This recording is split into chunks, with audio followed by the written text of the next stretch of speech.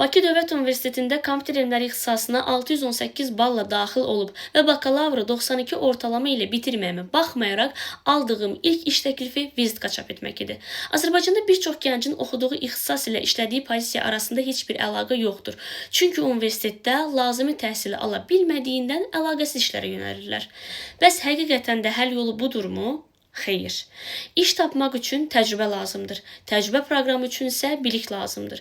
Biliyi universitetdən ala bilmirsinizsə, evdə özünüz öyrənməyə başlayın. Bunun üçün kifayət qədər pulsuz kurslar, videolar, kitablar, kömək ala biləcəyiniz icmalar vardır. Universitet sizi layihələr üzərində işlətmirsə, onda internetdən minlərlə layihə fikri arasından birini seçin və elə özünüz sıfırdan bir şey yaradın və portfolyonuza əlavə edin.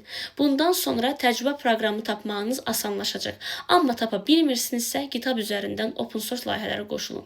Bu da bir təcrübədir. Əgər iş verənlər sizi pulu təcrübəyə layiq görmürsə, təcrübə qazanmaq xatirinə siz iş verənlərə yaxınlaşın və pulsuz təcrübə proqramı istəyin. Bütün bunlardan sonra imkanlar özü sizə gələcəkdir.